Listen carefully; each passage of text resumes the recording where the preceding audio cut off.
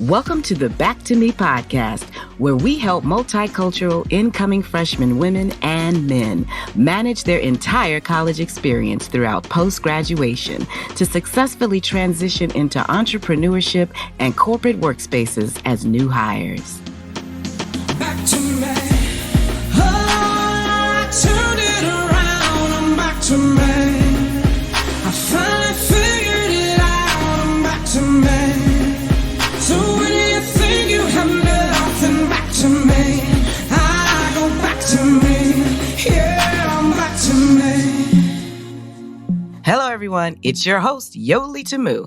It's Mental Health Awareness Month, and it's time to be intentional about your success. Whether you're considering attending a four-year university or applying to a vocational program to jumpstart your career, it's important to identify an institution that can meet you where you are. In this week's episode, Dr. Stephan T. Vice President of Enrollment Management and Student Affairs at Coppin State University, joins us to share how his university helps students remove access barriers by making sure every student has an option to be successful. Find out how this urban leading institution has been able to increase student enrollment by 5% and support HBCU pathway initiatives at two popular out-of-state community colleges. Coppin State University seeks to develop and design a partnership with their students that supports both academic and holistic development. Enjoy. Dr. Stephan Moore from Coppin State University. How's it going? It is going wonderful, and I want to thank you for your continued work in bringing knowledge and awareness to our traditional and non-traditional students. What you do on this podcast is unbelievable, informative for them and their parents. So I want to thank you for that work that you're doing. But as you stated, I'm Stephan Moore. I use he, him, his pronouns. I have the pleasure of serving as the Vice President of Enrollment Management and Student Affairs at the great Coppin State University located in Baltimore, Maryland. It is one of four historically Black colleges, universities in Baltimore, and one of three a part of the University of Maryland system. So we are very proud to be the urban leading institution of higher learning in the state of Maryland. Well, I'm glad to have you. And as I said, I was kind of reviewing your bio there, and student enrollment services seems to have been a specialty for you. And enrollment has increased, it sounds like, since you've been at Coppin State. So that's fantastic. You are making a mark already in less than a year. It's a collaborative effort. I have shared that the success that we're able to yield is not on the back of one. It is on the backs of a collectiveness of a campus that is truly dedicated to investing in and partnering with our students. We were able to see a 5% increase over our enrollment year to year. So from fall 2022 to fall 2023, we saw a dramatic increase, a good 5% increase. And I contribute that to our visionary. We have a very strong leader who is very intentional around the work that we're doing. And that really resonates through campus. And being a grassroots practitioner as myself, it allows me to infuse that intentionality in the work that we do in enrollment management and student affairs. So really, truly changing how we court our students. You know, it's not dear student, but dear that student's name. And not dear parents, but the parents' names, so they can truly see that we are wanting to partner with their student. We're wanting to partner with them as a parent, as a guardian, as a spouse, or whatever that relationship is, that we want them to be able to see themselves attending our institution, joining our Eagle family. That's wonderful. So it's a personal relationship, it sounds like, you guys develop with these families. It is. It is. We want you to know that when you come in and you either tour our institution or you experience an open house or you're a student at our institution. I always use the Cheers tagline, you go where they know your name. Yes. And we pride ourselves on that, being able to recognize our students, being able to truly meet them where they are and walk that journey with them. We are an access serving institution. We are committed to ensuring that education is accessible and affordable and attainable for those who are seeking it.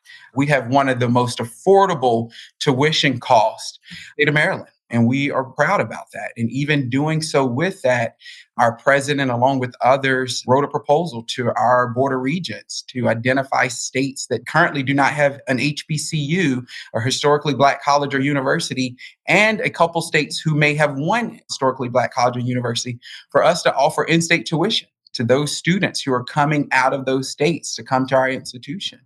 So again, being intentional about breaking down the barrier of access to higher education. Mm-hmm. Now, you have been a VP in student enrollment for a long time, over 18 years, it looks like. What inspired you? I mean, were you inspired by a person, or you just love education? What brings you to this place and to this field of enrollment? Well, a combination of 20 years of experience across my field. I like to say that higher education called me. I am a first generation, 3-time college graduate, and I was raised in a single parenting home where exposure, access, and engagement were key. And so that foundation allowed for my mom and my grandmother to expose me to a lot of different opportunities as a young Black man growing up in Gastonia, North Carolina. And as I graduated from high school and went off to college, I was always active in high school and in different organizations. I was even that same student when I arrived to Campbell University, a private Baptist institution, predominantly white institution in North Carolina, to further my education after high school. And during that time, I was just immersed in what it meant to provide care, support, encouragement to others, because it was something I was doing as a teenager. I coached a T-ball team at the age of 12 at the local community center in my grandmother's neighborhood. So I was always a person of giving, a person who wanted to ensure that if it's something you set your mind to, you can accomplish it. During my undergraduate year, I had a great time being engaged on campus. And I remember our dean of students at that time and our dean for male student housing at that time talking to me about what it meant to work at a university or what it meant to work at a college. You didn't grow up. And when you were in high school and they were asking you, what did you want to be when you grew up? It wasn't on the list, I want to work in higher education. It was, you would need to be a doctor or a lawyer or a nurse or something major. And secretly down inside me, I always wanted to be that sanitation specialist person, because I remember growing up as a little kid and they used to come collect our trash every Tuesday and Thursday and be able to look out the window until I had to go to preschool. A man jumped in the truck with so much excitement, so much pride. And he would always wave at me in the window because he knew I would be standing there. And he would take our trash and dump it in the thing and just sling the trash can back in the yard. It was like, I have everything in the world. And I always would say that seems so fun to ride on the back of a truck, jump off a truck, pick up somebody's trash, and you don't have to place it back. You could just sling it over their yard. That didn't come true. What came true for me is that I was asked to stick around my undergraduate institution and serve in a residence director's role, and that introduced my eyes to working in higher education. And what did it mean to be an employee at an institution of higher learning? And in doing so, what I was very intentional about in doing is, especially at my institution, a predominantly white institution, I wanted to make sure that students who came after me who looked like me and came from communities such as I did had access to resources, to be intentionally about being successful there. And so that's where the journey began. And it has been a fulfilling calling on my life to be able to work at access serving institutions, assisting them to removing barriers to allowing students from marginalized communities to be able to attend our institutions, removing financial barriers, removing food insecurity barriers, removing housing insecurity barriers, just providing that access and creating that roadmap with them. Mm-hmm. Well, I have to say, when you said as young people, we thought about being doctors and lawyers because that's what we were told. I'd like to say that higher education professionals such as yourself are creating the doctors and the lawyers. How about that? So you're equally as important as far as I'm concerned. Yes, and we are. And I tell my students when they come in that dream what you've never dreamed before, and we will ensure you that we can help you map that dream. And I think as we continue with the trajectory of higher education, if we just stay close to the roots about providing that next level of knowledge to ensure that we're infusing a strong educational foundation in these adults and our traditional and non-traditional students, we're going to see a better world tomorrow. I firmly believe that. Someone once said, knowledge is power. Hillary Clinton said it takes a village. I think what it does is that us as educators, us as practitioners, it just reaffirms the commitment in the work that we do daily. Because what we do at our institution of higher learning impacts everything that goes on around us daily. Yes, so powerful. Yes, Miss Hillary Clinton was reiterating an African proverb. That's right. I'm glad she was aware of it when she was in her position. All right. Now, you talked about the increase, and I'm just excited to hear that, that HBCUs are growing. Some people are not thinking about going to college. Some people have career pathways through vocational programs, but it's inspiring to hear that colleges are increasing in enrollment. So you and I spoke before, and you were talking about a potential partnership that was developing with Colorado Community College. Wow. Yeah, we packed up and we went and spent 3 days out in the state of Colorado with Colorado Community College, and we toured the state of Colorado to partner with them. Colorado State Community College just launched a HBCU pathway initiative. And Coppin State University were one of the HBCUs that were identified to join in on this pathway initiative. So we went out there, had a signing, had a really nice ceremony. We also toured local high schools as well as some of the community colleges to introduce Coppin State University to them. And I was excited to receive that call to, hey, join in on this journey. We appreciate and value and see what you all are doing at Coppin State University, and we feel our students can benefit from that. And our president was excited about us being able to embrace this, and we did. We now are going through the process with the California Community College system to become a part of their Pathway Initiative program. So again, as I said before, we are an institution that will remove the access barrier for people who are wanting to further their education. This is just pretty powerful. I mean, when you told me Colorado, I just couldn't help but think, is there a connection to all the fanfare that's going on with Deion Sanders and just being there? Is there a connection with their HBCU interests, or it was kind of always there? It was always there. Dr. Ross is a trailblazer in the field of higher education, HBCU graduate, and truly felt that their students needed an access to a diverse institution type. Colorado does not have an HBCU, and it was one of an initiative that he started in his tenure and was very intentional, again, about wanting to ensure that educational offerings for students coming out of their community college would be from a diverse selection of institutions for them to select from to transfer to.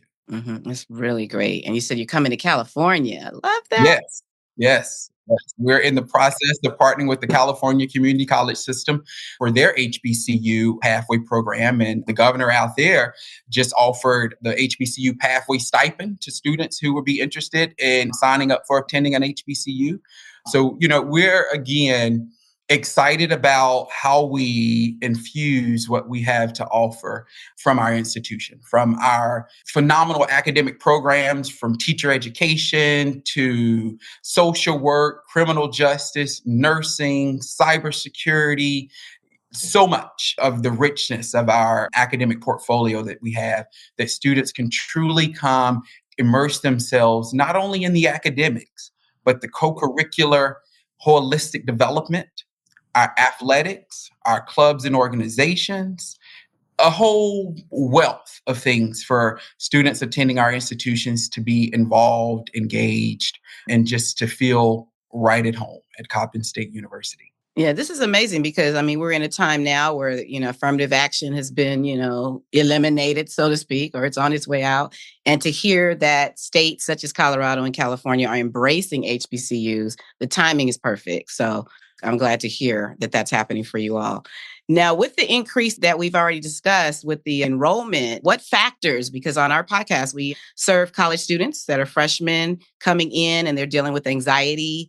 And so we kind of address some of those emotional issues of adulting that no one wants to talk about. And then, heading out as a graduate, what that emotional transition feels like. So if they're coming in and they're considering enrollment, what are some key factors maybe that students should consider as they enter this new experience? There's a couple things that I'll ensure that I would share. I would first encourage our students to understand or at least explore what is it they want to do. And then once you have that understanding, start researching and identifying institutions that have academic programs that will lend towards supporting what you're wanting to do. After you've identified that, I then say to you to then start looking at the types of financial support that they'll offer, from private donors to institutional funds. Is there an application fee? Is there not an application fee? Look at what does it take to get into that institution. The other piece is viability for being able to go tour the institution virtually and or face-to-face. Take advantage of the face-to-face option. So you can truly come in and immerse yourself in that campus experience, that campus culture. So you can truly see how your peers are navigating the campus while you're there during that visit. But it also gives you a firsthand look at the campus, the facilities. You get to engage with faculty, you get to engage with staff, you get to engage with administrators. You should get to eat in the dining hall. So you'll get to really sit in the seat as if you were a student at that institution. But some of the key things that I would ensure that students will hone in on is ensuring that the institution's been intentional about communicating with you. Being ensured that the institution is willing to invest and partner with you. And when I say that, meaning that they're able to give you or provide you financial resources. They're able to ensure that there's no barrier that will block you from being able to be at their institution. And then they're also intentional about support services that they will have on their campus once you get there that will be made available to you. At our institution, we just opened what we call the Eagle Achievement Center. It's all of the wraparound services to support students with their academics. We put it all in one building. In our library, we remodeled the fourth floor of our library, had a big grand opening, and we're excited about that. We also just redesigned how we support students that may have mental health and or disability accommodation needs, where we've actually combined those two offices to counseling and student accessibility services. So they're all together so that those services can go hand in hand and ensuring, again, students are provided with wraparound services that will ensure they can still be successful at our institution while they're focused on their academics. So those are the things I'm going to say that students need to truly hone in on. And also, the final piece is that you want to make sure the institution that you select is an institution you truly can see yourself at for the length of the time of completing your degree. That's very important to go into an institution and you feel a part of a community. That is very, very essential to your academic success. Mm-hmm. And I was just thinking when you were speaking that even when we spoke before, we talked about the importance of a partnership developing with the school that invests in you. And everything you've laid out kind of shows a true investment. I also like the fact that you said, when you show up at a tour, explore the financial offices, get an idea of where the money is. That should be the focus, I think, when you show up. Welcome. Where's the financial office? Yeah. Where's the support? And it even goes as far as, do you have to apply? for private donor scholarships or institutional scholarships. Or when you apply to the institution based on your grades, your transcript, your GPA, you're automatically put in a pool to be considered for scholarships. So that's a difference as well to understand when you're navigating these institutions. Some institutions require you to apply for their scholarships. We at Coppin State University do not. Once you apply, if you meet any of our scholarship criteria, we automatically will put you in for a review of those scholarships, from our presidential scholarship, our Fannie Jackson, our merit scholarships, our transfer scholarships. So again, it's going back to my key word, the intentionality of us investing in and partnering with students who are wanting to be at our institution and students who are currently at our institution. We believe in every Eagle that we have on our campus and every Eagle that seeks to be on our campus. Mm-hmm. How do you feel about students that have decided to choose a vocational route as opposed to college? Would you say on your campus that they actually have, or would you suggest that they explore the Career Center first as a college student so that you can immediately start pursuing that route and thinking in those terms while thinking about their academics? How do you feel about that? It's a combination of both. Depending on your major of study, you're going to automatically be immersed in opportunities for internships, externships, engagement with career services, career mapping, identity mapping, resume building. We do a good job in partnering with academic affairs to ensure that the co-curricular offerings are infused throughout our academic journey and platforms for our students. Now, I will say this. As an educator, I don't position traditional higher education or four-year or liberal arts education any differently than I would a community college or a vocational. My key that I say to all young adults or all adults seeking to redesign themselves is, as long as you have a plan and you're intentional about identifying who you want to partner with to help you bring that plan to fruition, as an educator, I will always support that decision. We have some students who a vocational track lends to them being successful in a yield that they need to be successful in. And I support that. We have some students who may feel that just going to the community college to attain their associate's degree, because that's just all of the schooling they just have the appetite for right now, or maybe be able to manage because of personal situations. I support that. And then we have the other student who may want to explore the traditional liberal arts four-year or non-liberal arts four-year education. And I support that as well. I want our students coming out of our high schools to know that they have options. And I want all of the options to be presented to them in a manner to ensure they can see themselves being successful in all of the options or at least one of those options.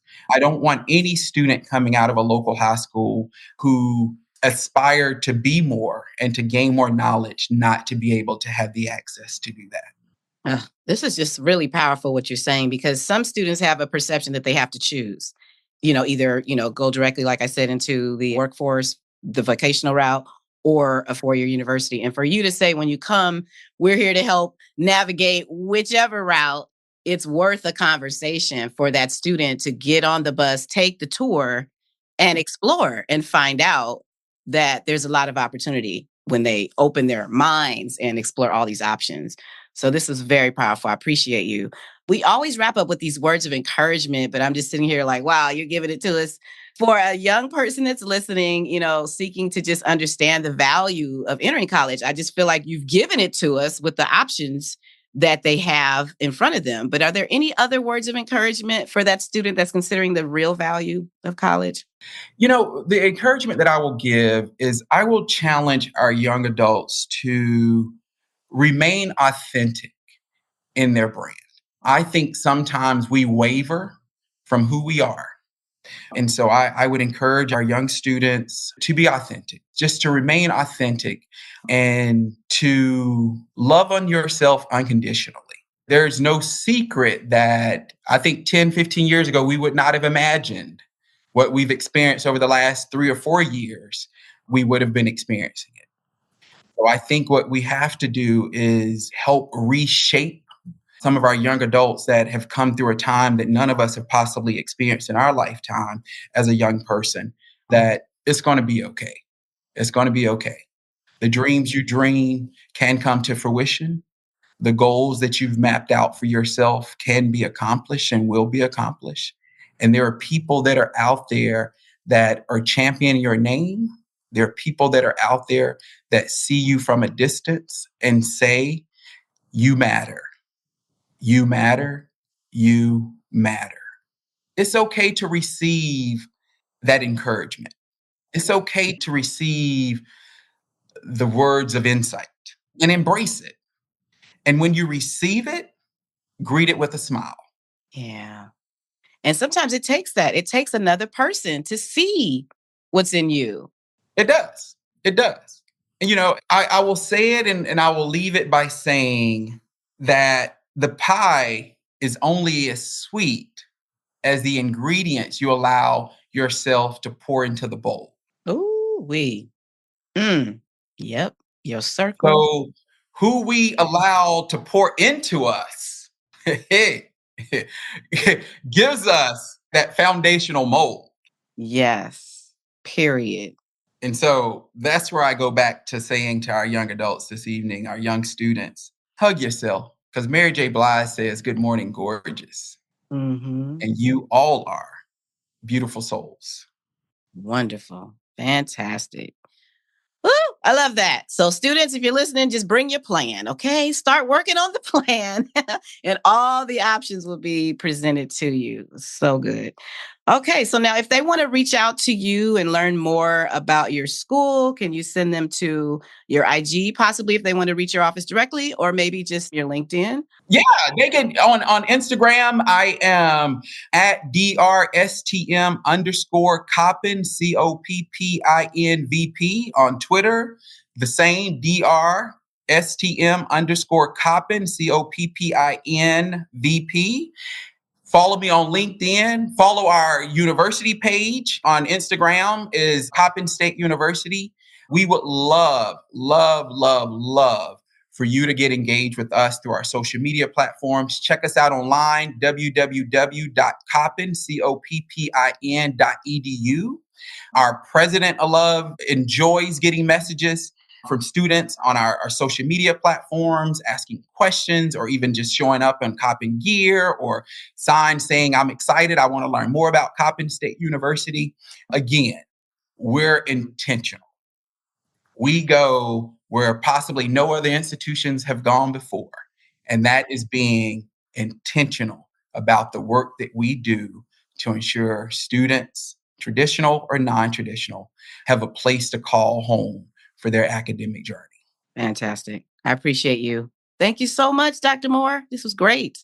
Thank you so very much for having me. And again, continue the work, the platform, and the information sharing. It is needed, especially in our Black and Brown communities. Our students need to know that they have access. Our students need to know that they matter. And they also need to know it's okay to hug themselves. I love that. Wrapping up the Back to Me podcast. I love that. All right. You take care of yourself. Have a good night. Thank you. All right. Bye-bye. Bye. Thank you for joining us. Remember to stay true to yourself and identify your ideal institutional partner, because you're not only worth it, but you deserve it. For more information about other episodes, be sure to subscribe to the Back to Me podcast, College and Beyond. I'm your host, Yoli Tamu. Leave a review at the end of this podcast, and if you would like to learn more about other special events, join the Back to Me podcast Facebook group, or simply text Back to Me to 833-206-4565. Until next time, be well.